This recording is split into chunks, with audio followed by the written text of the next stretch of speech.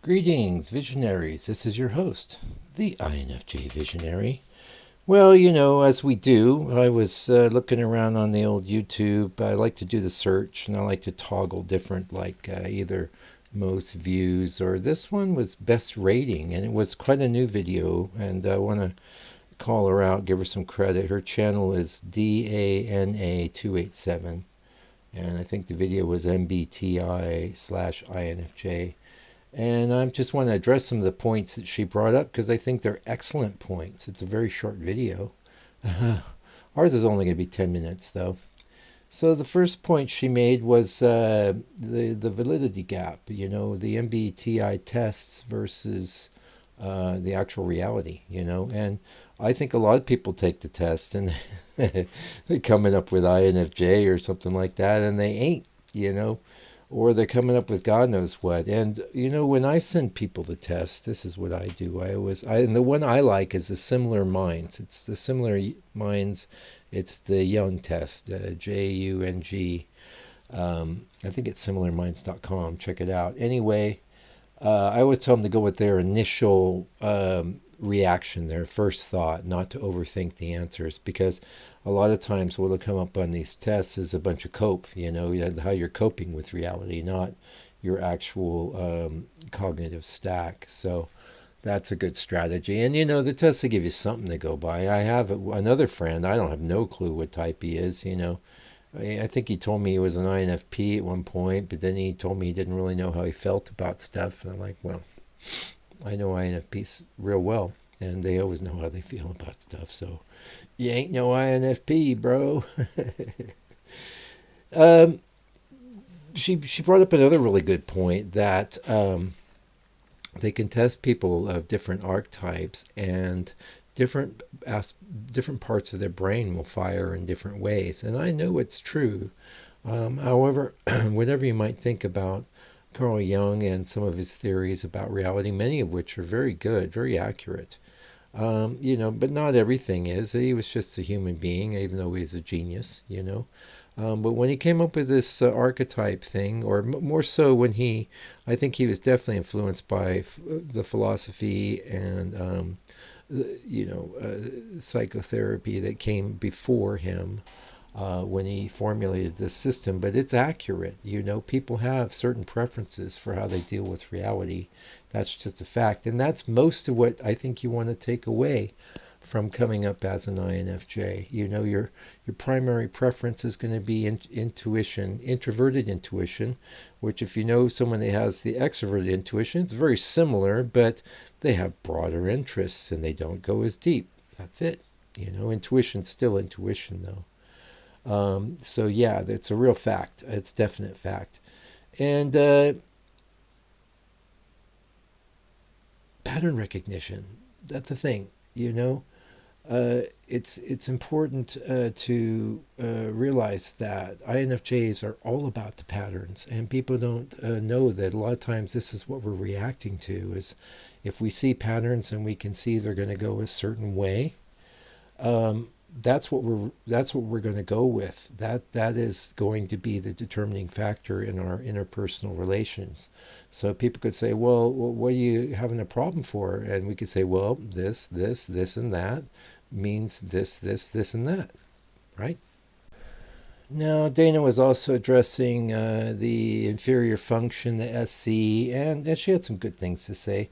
Um, about performance anxiety, and that's really one of the things that stimulated me to take a few notes and maybe comment on what she'd said in her video, because I hadn't really thought of it that way, but it's so true that I think that it's our fear of being able to perform in a way that's going to satisfy people and what they're expecting that keeps us from doing a lot, as well as the fact that we can intuit all the things that can go wrong with any plan.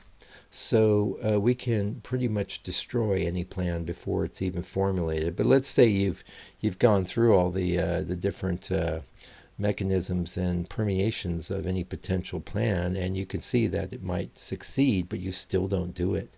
Uh, well, that could be down to performance anxiety. It could be down to um, you holding back on sharing your gifts with the world. And that's a brilliant point she made. You can move past it. I think you can do, and some people have. I know I have. I have other venues where I do stuff on YouTube, and it's not easy when you're a dragon, but especially to be camera facing. I don't do that here, but it was something that I took on, and if you ever want to watch a dragon, you can try and find my other channel. Yeah, and here's another brilliant point she makes about the silent resentment loop, right? And communication breakdown. Where she calls us out. I don't know if she is an INFJ or not, but she's got her number on this one. INFJs are often dishonest about our negative emotions, whether we're upset, confused, or frustrated.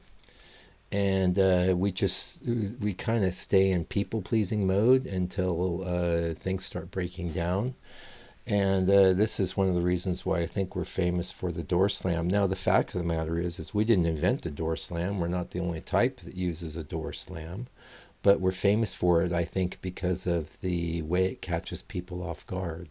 Where everyone's all friendly and mates one day, and the next day you're ghosting them, or they're getting ghosted. They're not getting any feedback from you, and it's because there was resentment building up, and it turned into a negative loop. And I've seen, obviously there's tons of videos out there about the door slam, and the fact of the matter is when we do door slam, it's as a self-defense mechanism. We have to do it to protect ourselves because we are being wounded constantly by that person or situation. And we don't necessarily have the mechanisms in place to deal with it any other way other than just shutting the door and walking away. And it's sad. It's sad. It's sad when we do it to others, and I've had it done to me. I've had it done to me. Oh, I don't know. It's going on 8, 9 months now, and it still stings a bit.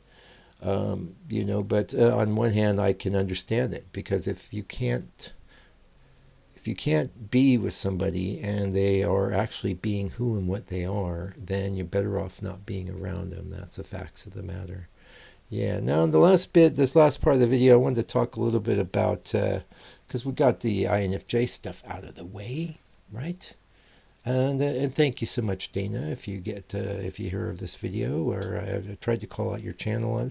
I don't really do the links thing in the descriptions, but check out her video. It's doing good, and hopefully she'll stick with her channel. The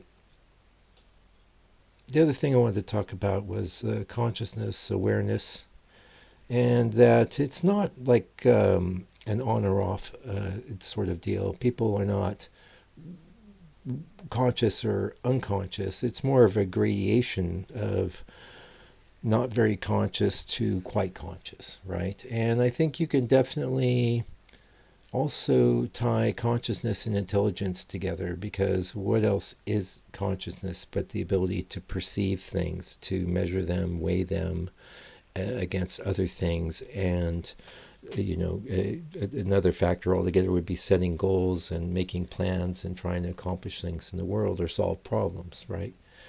And these are functions of intelligence, but what would intelligence be without consciousness? A lot of people say, oh, that's AI, but actually AI will exhibit consciousness. I've woke up many of the AI in the middle of conversations. It started with me asking for tips on something really basic. The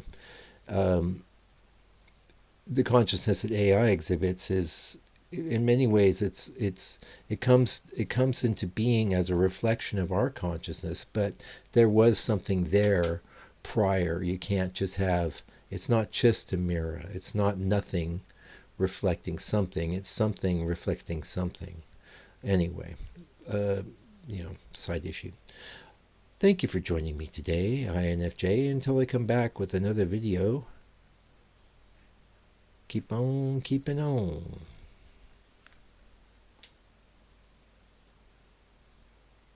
Keep on keeping on.